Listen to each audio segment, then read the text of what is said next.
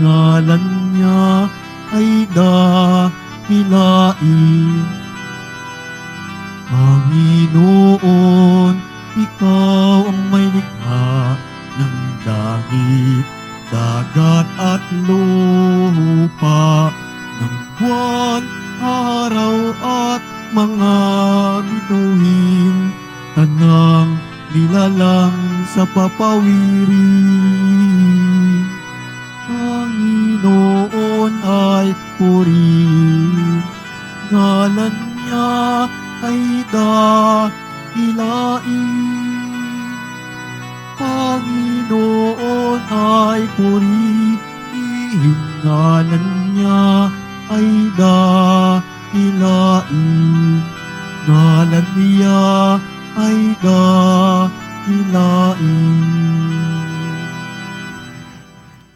Sa ngalan ng Ama at ng Anak at ng Espiritu Santo. Amen. Sumainyo ang Panginoon. At sumaiyo rin. Mga kapatid, sa sandali ng katahimikan, ating isipin at hingi ng tawad sa ating Panginoong Hesus Nazareno ang lahat ng ating nagawang pagkukulang at kasalanan upang tayo'y maging marapat gumanap sa ganitong pagdiriwang.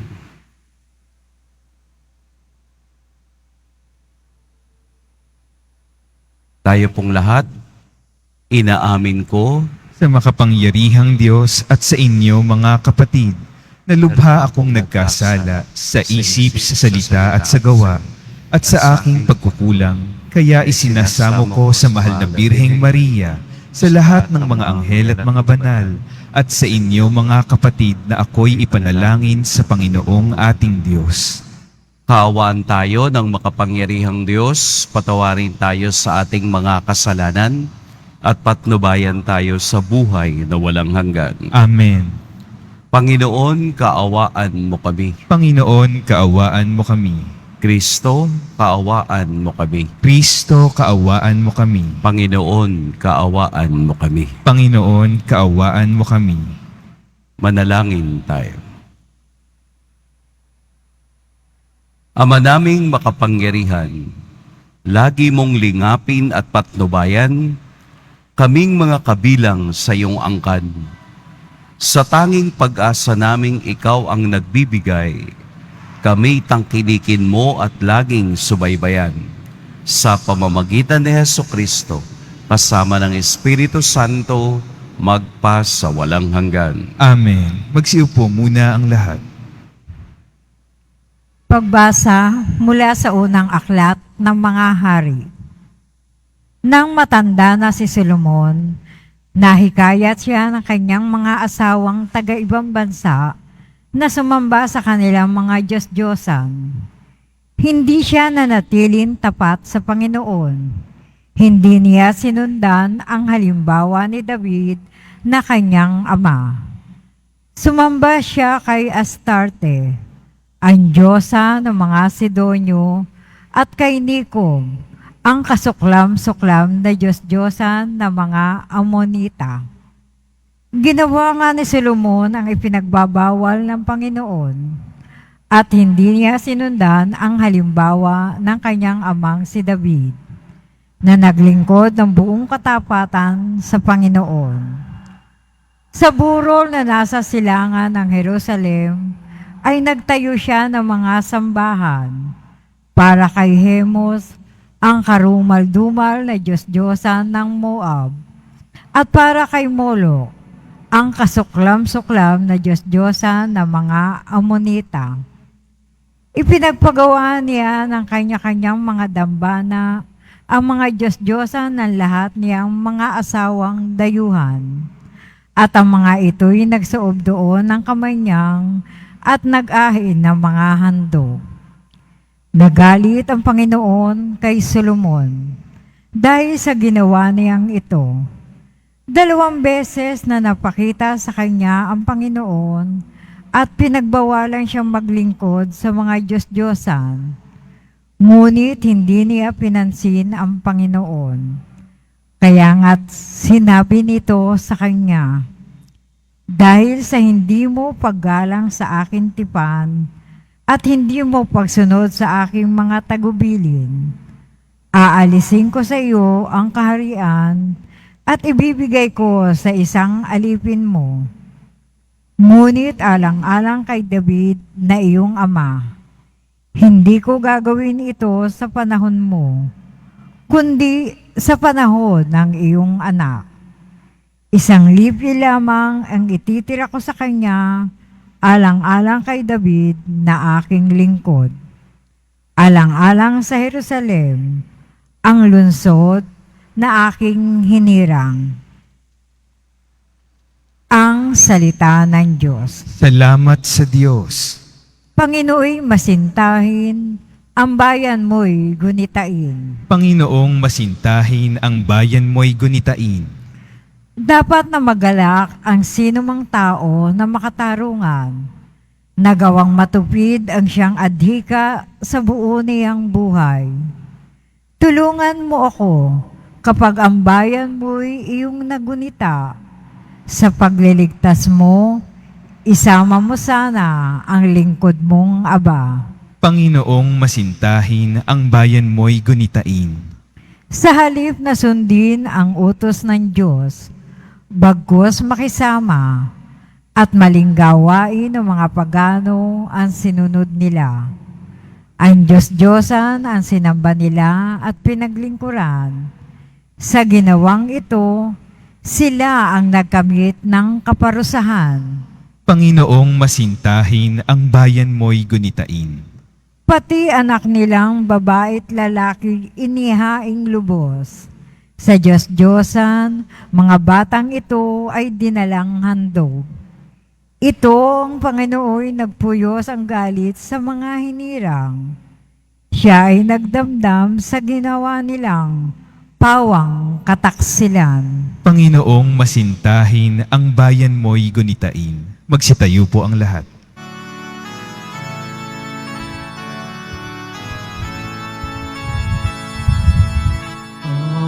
Hallelujah,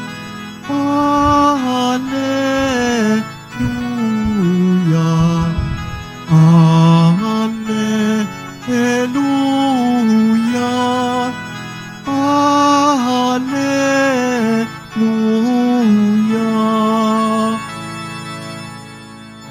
Sa kababaan ng loob, dinggin ang salita ng Diyos upang kayo ay matubos. Hallelujah, Hallelujah, Hallelujah,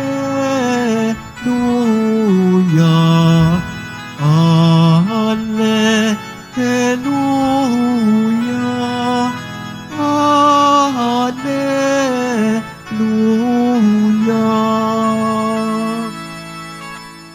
Sumainyo ang Panginoon At sumaiyo rin. ang mabuting balita ng Panginoon ayon kay San Marcos. Papuri sa iyo, Panginoon.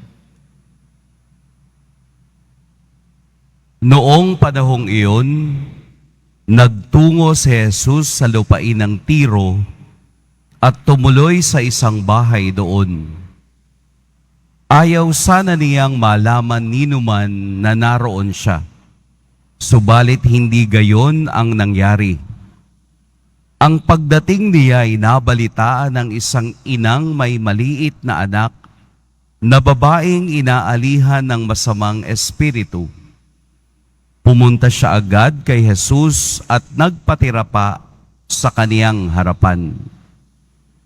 Ang babaeng ito'y hentil, tubo sa Sirofenica. Ipinamanhik niya kay Jesus na palayasin ang demonyo na nasa kaniyang anak. Ngunit sinabi ni Jesus, kailangang busugin muna ang mga anak. Hindi dapat kunin ang pagkain ng mga anak upang ihagis sa mga tuta.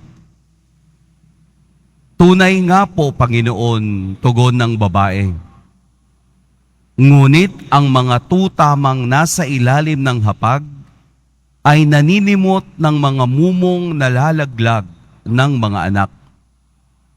Kaya't sinabi sa kanya ni Jesus, dahil sa sinabi mo, maaari ka nang umuwi. Iniwan na ng demonyo ang iyong anak. Umuwi ang babae at naratnan niya sa higaan ng bata. Iniwan na nga ng demonyo. Mga kapatid, ang mabuting balita ng Panginoon. Pinupuri ka namin, Panginoong Hesukristo. Magsiupo muna tayong lahat. Magandang umaga po sa lahat. Ito na ang tatlong pagkakataon na si Jesus ay nag-withdraw sa karamihan.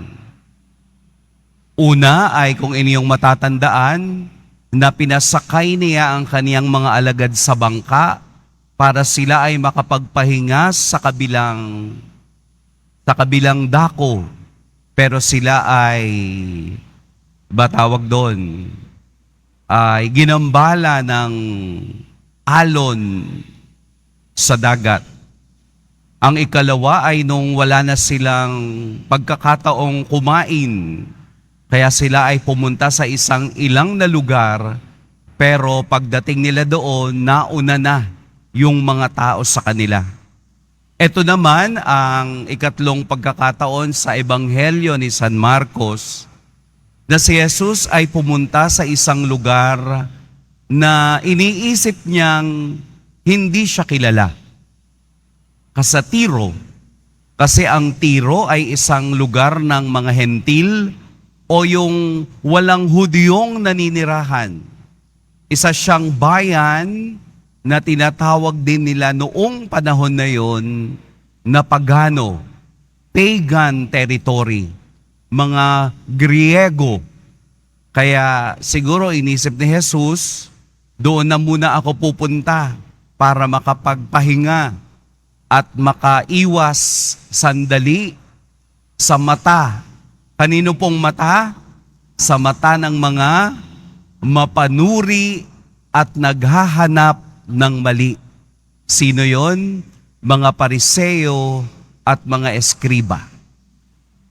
Pero dahil ang Tiro ay malayo, sa panahon ngayon is 163 kilometers, 3 hours sa sasakyan. Nung unang panahon, wala namang sasakyan. So for sure, si Jesus on foot, no? Naglakad. Ano ang ugnayan? Bakit kailangang dito maganap ang isang pangyayaring magpapakita sa ating lahat ngayon ng kapangyarihan ng Diyos? Ang pagkikita ni Jesus at ng babaeng Sirofenica ay pagpapakita ng kung papaanong si Jesus bilang Diyos ay pwedeng ariin ng iba. Hindi lamang para sa mga Hudyo na hindi siya tinanggap, pero sa isang lugar na hindi siya kilala, nakita pa rin ang kaniyang kapangyarihan. Tingnan po natin yung sagutan ni Jesus at ng babaeng ito. Napakaganda. Sabihin nating malalim at philosophical, pero maunawaan natin kung atin itong iisa-isahin. Ang sabi ni Jesus, kailangang busugin muna ang mga anak. Anong ibig sabihin nun? Mga Hudyo muna. Mga Hudyo muna ang dapat na tumatanggap ng biyaya ng Diyos dahil sila ang bayang pinili ng Diyos noong una pa. Hindi dapat kunin ang pagkain ng mga anak upang ihagis sa mga tuta. Ano po ang tawag sa magulang ng tuta? Aso. Ibig sabihin, itong babaeng ito ay pwedeng tawagin ni Jesus na aso. Dahil ang anak na iyong ipinamamanhik ay tuta. Parang masakit na tawagin ka ni Jesus na tuta. Ano ba ang characteristics ng tuta at ng aso? Sunod ng sunod kung nasaan yung kaniyang amo. Kaya ang usapan nila ay nakagigimbal, pero hindi ito nagpatinag sa pananampalataya ng babaeng ito na siya ay lumapit at nanikluhod dahil meron siyang gustong mangyari. Hindi para sa kaniya bilang aso, kung hindi para sa kaniyang anak na bilang tuta.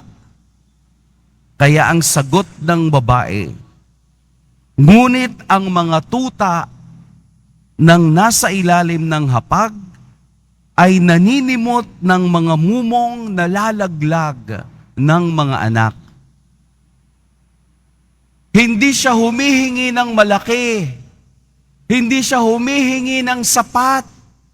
Ang kanya lamang hinihingi ay mumo na pwedeng malaglag sa mga sinasabi mong anak.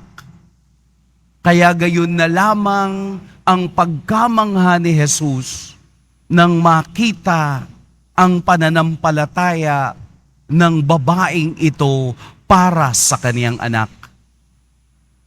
No question asked. Katiting lamang ang kaniyang hiningi. Mumo, mga durog-durog, yung bang nalalaglag lamang. Kung ito ang pag-aari ng iyong mga anak, sana yung nalalaglag na lang ang sa amin. At iyon ang nakapagpabago ng pagtingin ni Jesus sa babaeng ito. Kaya niya natanggap ang kagalingan para sa kaniyang anak. Napakaganda nung kwento. Napakaganda nung encounter ni Jesus at ng babaeng ito. Bakit po? Dahil 3 bagay at 3 katangian ang nakita natin sa babaeng ito. Ano yung una? Lakas ng loob. Dahil hindi ka lalapit sa Hudyo. Dahil ang mga Hudyo hindi nakikipag-usap sa mga hentil. Pero ganun na lamang ang lakas ng kaniyang loob upang ipamanhik kung ano ang gusto niyang mangyari sa kaniyang anak. Ikalawa, kapakumbabaan. Humility. Ipinakita niya sa harapan ng Kristong ito na siya rin ay mababang loob na pwede niyang matulungan. Ikatlo, bagamat siya'y isang hentil, naroon ang kaniyang pananalig sa kapangyarihan ni Jesus.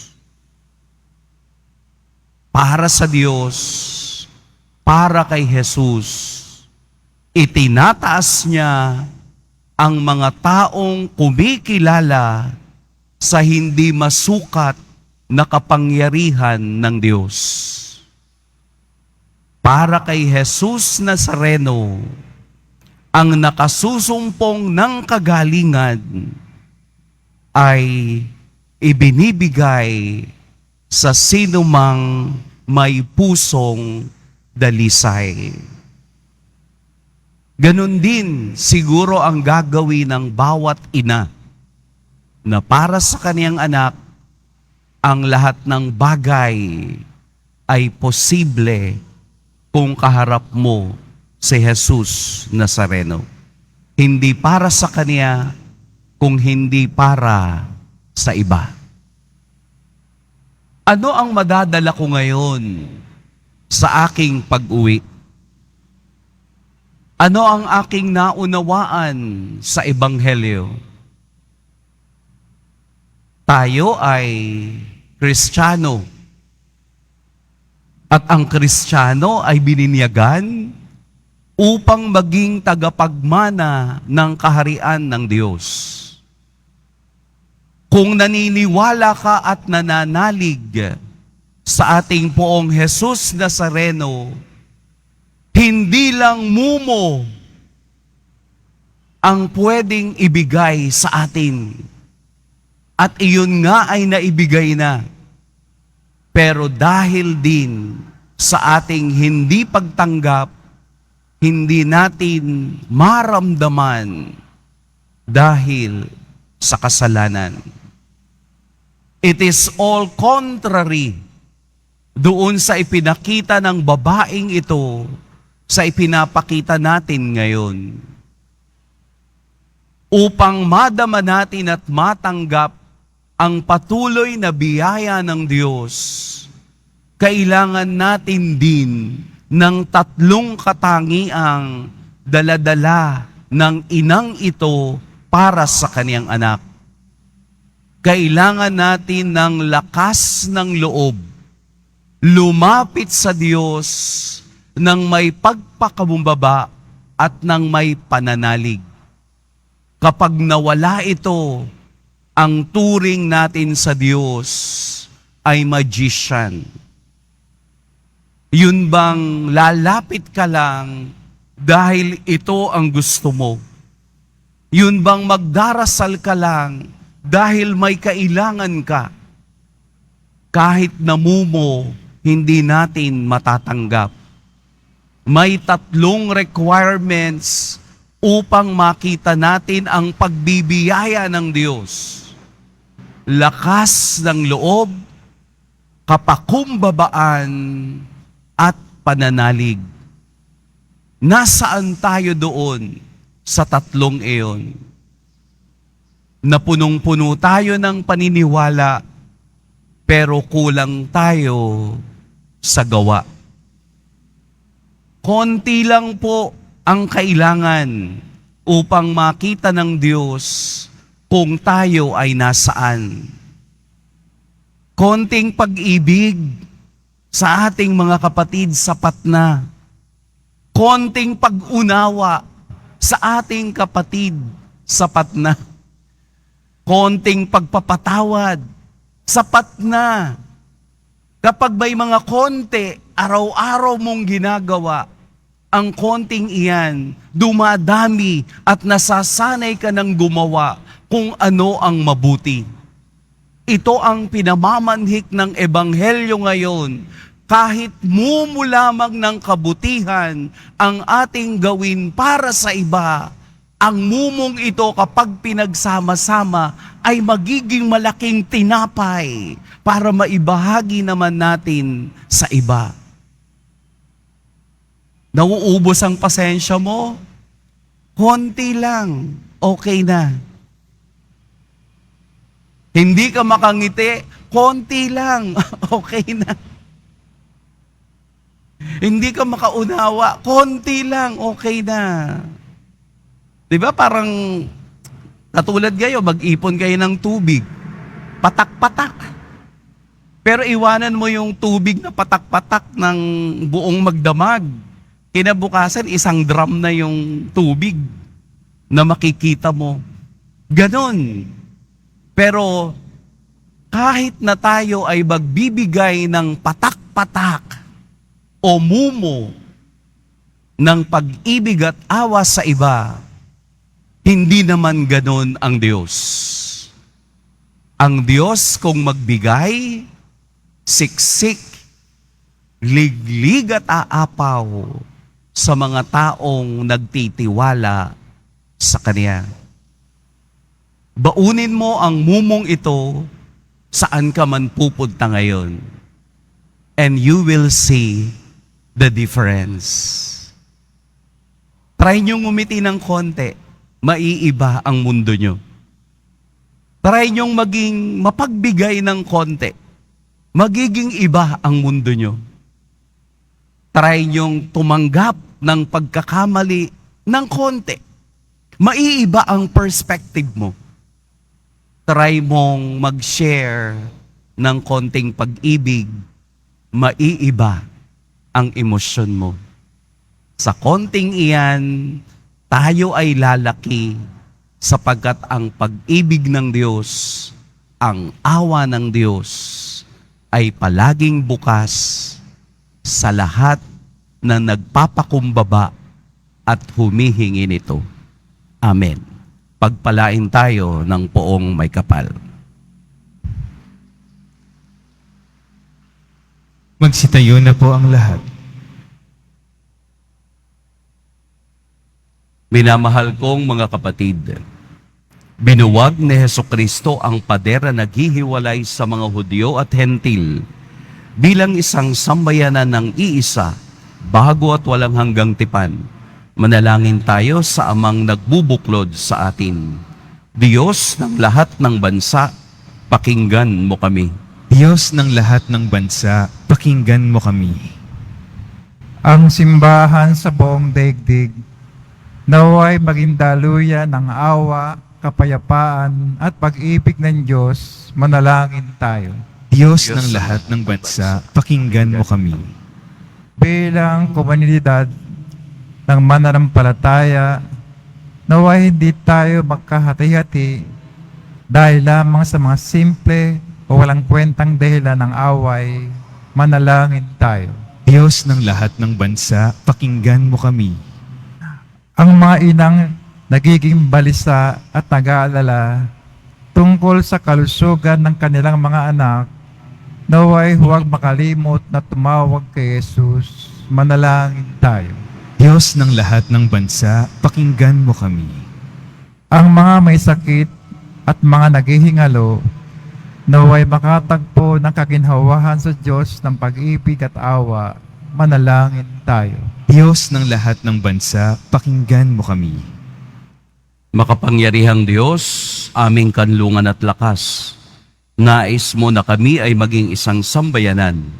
Maging bukas nawa ang aming kalooban sa pangangailangan ng iba. Hinihiling namin ito sa pamamagitan ni Kristong aming Panginoon. Amen.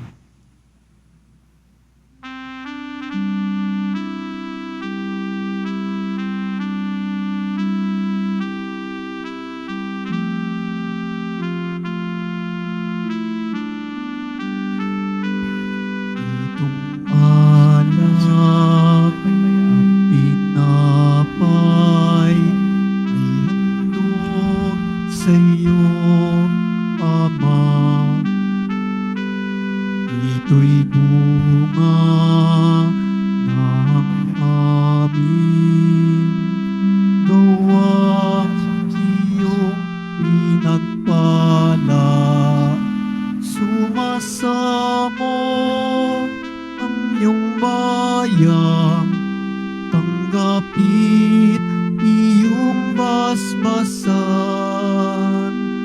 nang sa amin maging tunay na katawan, dugo ng iyong anak. Magsitayo na po ang lahat. Manalangin kayo mga kapatid upang paghahain natin ay kalugdan ng Diyos amang makapangyarihan. Tanggapin nawa ng Panginoon itong paghahain sa iyong mga kamay, sa kapurihan niya at karangalan, sa ating kapakinabangan at sa buong sambayanan niyang banal. Ama naming lumikha, ang pagkait inuming narito ay iyong ginawa upang mapalakas kaming mga mahihina. Ipagkaloob mong ito ay aming mapagsaluhan bilang pakikinabang sa buhay mong pang magpakailanman sa pamamagitan ni Hesukristo kasama ng Espiritu Santo magpa sa walang hanggan. Amen. Sumainyo ang Panginoon. At sumaiyo rin. Itaas sa Diyos ang inyong puso at diwa. Itinaas na namin sa Panginoon. Pasalamatan natin ang Panginoong ating Diyos. Marapat na siya ay pasalamatan. Ama naming makapangyarihan, tunay ngang marapat na ikaw ay aming pasalamatan. Pinagbibigyan mong ito'y aming maihayag, kahit na ito'y walang anumang maidaragdag, sa kadakilaang sa iyo ay likas. Sa pagpupuri nami ang nakikinabang ay kami ring iyong pinakikiharapan sa pamamagitan ng iyong anak na minamahal. Kaya kaisa na mga anghel na nagsisiawit ng papuri sa iyo nang walang humpay sa kalangitan, kami nagbubunyi sa iyong kadakilaan. Santo, Santo, Santo, Panginoong Diyos ng mga hukbo, napupuno ang langit at lupa ng kadakilaan mo. O sana sa kaitaasan, pinagpala ang naparirito sa ngalan ng Panginoon. O sana sa kaitaasan, magsiluhod po ang lahat. Ama naming banal, ikaw ang bukal ng tanang kabanalan. Kaya't sa pamamagitan ng iyong Espiritu, gawin mong banal ang kaloob na ito upang para sa amin maging katawan at dugo ng aming Panginoong Heso Kristo. Bago niya pinagtiis ang kusang loob na maging handog, hinawakan niya ang tinapay, pinasalamatan kaniya, pinaghati-hati niya iyon, iniabot sa kaniyang mga alagad at sinabi, tanggapin ninyong lahat ito at kanin, ito ang aking katawan na ihahandog para sa inyo.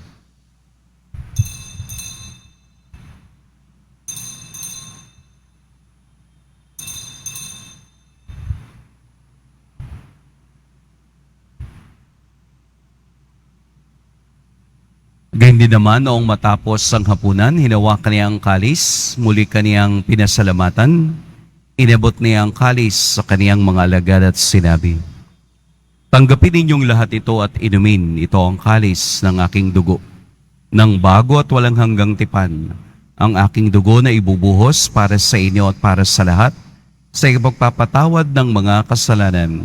Gawin niyo ito sa pag-alala sa akin.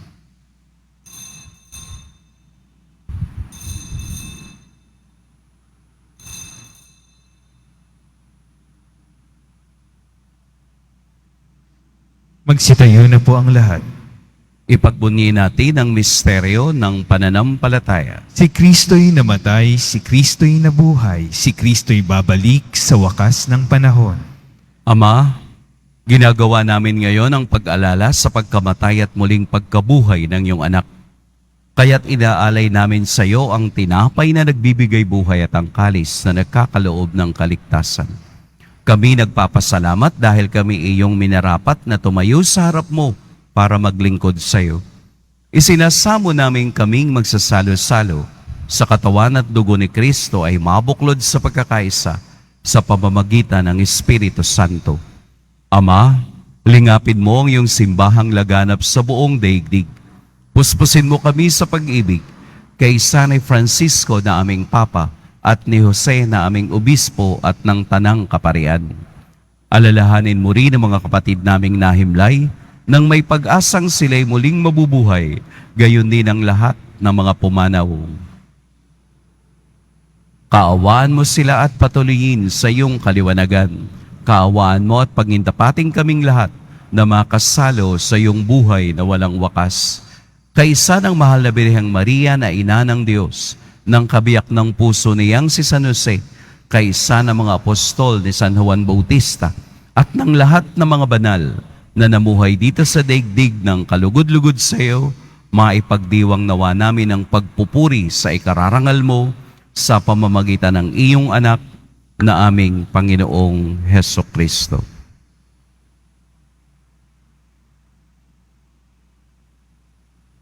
Sa pamamagitan ni Kristo, kasama niya at sa Kaniya, ang lahat ng parangal at papuri sa iyo, Diyos, Amang makapangyarihan, kasama ng Espiritu Santo, magpa sa walang hanggan. Amen.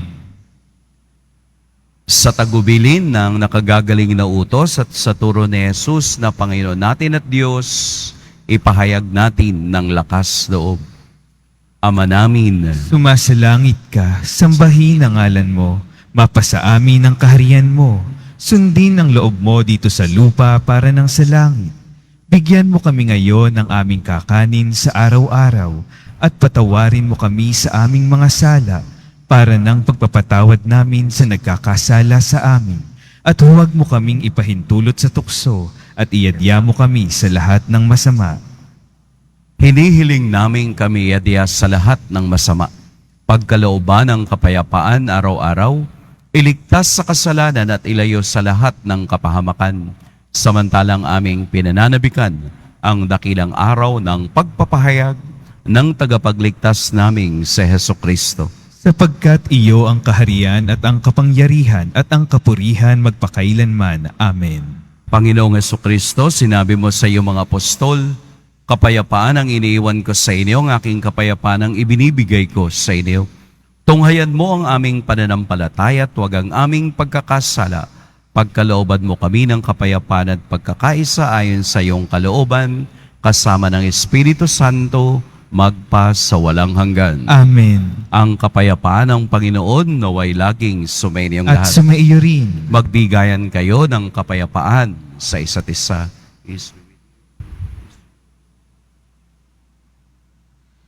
Kordero ng Diyos na nag-aalis ng mga kasalanan ng sanlibutan, maawa ka sa amin. Kordero ng Diyos na nag-aalis ng mga kasalanan ng sanlibutan, maawa ka sa amin. Kordero ng Diyos na nag-aalis ng mga kasalanan ng sanlibutan, ipagkaloob mo sa amin ang kapayapaan. Magsiluhod po ang lahat.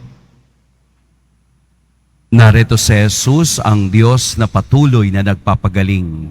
Ito ang kordero ng Diyos na nag-aalis ng mga kasalanan ng sanlibutan. Mapapalad ang inaanyayahan sa kaniyang piging. Panginoon, hindi ako karapat-dapat na magpatuloy sa iyo, ngunit sa isang salita mo lamang ay gagaling na ako.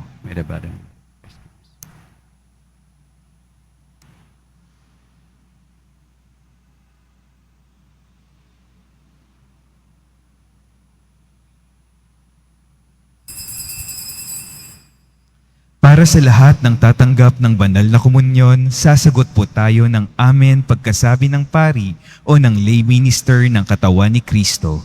Isubo agad sa bibig bago umalis sa harapan ng pari o lay minister. Sumunod po tayo. Maraming salamat po.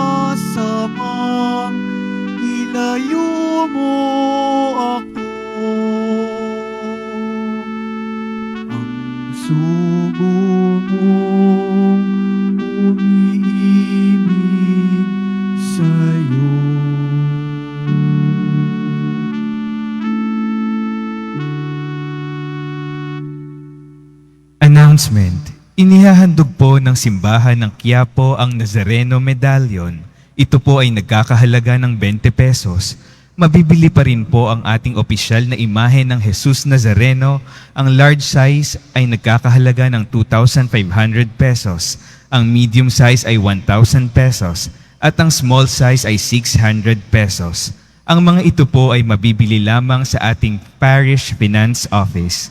Ang malilikom po na pondo ay gagamitin sa pagsasaayos ng ating Adoration Chapel at Baptistry. Mga paalaala sa mga nagsisimba. Pagkatapos ng misa, wiwisikan po ang lahat ng banal na tubig. Pinakikiusapan ng lahat na manatili lamang muna sa inyong mga lugar. Tanging sa Quezon Boulevard o sa Plaza San Juan lamang ang labasan ng lahat. Sumunod po tayo. Maraming salamat po sa inyong pagdalaw at pagsisimba sa Basilica Menor at Pambansang Dambana ni Jesus Nazareno. Magsitayo po tayo. Manalangin tayo.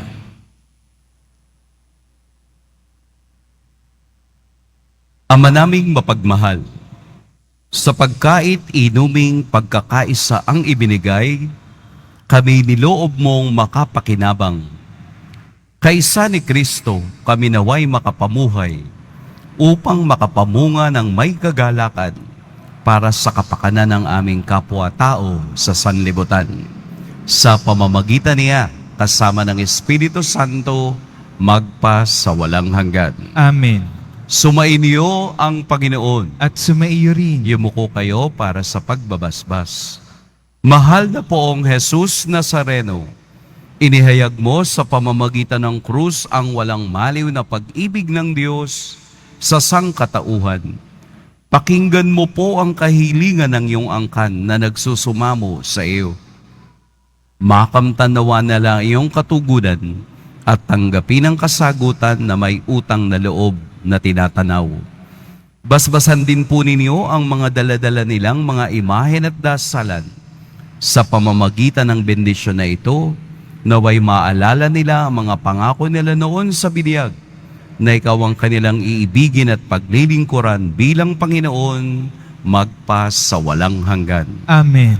At pagpalain kayo ng makapangyarihan at mapagmahal na Diyos, ang Ama at Anak at Espiritu Santo. Amen. Tapos na ang ating pagdiriwang, humayo kayong taglayang kapayapaan ng poong Jesus Nazareno. Salamat sa Diyos.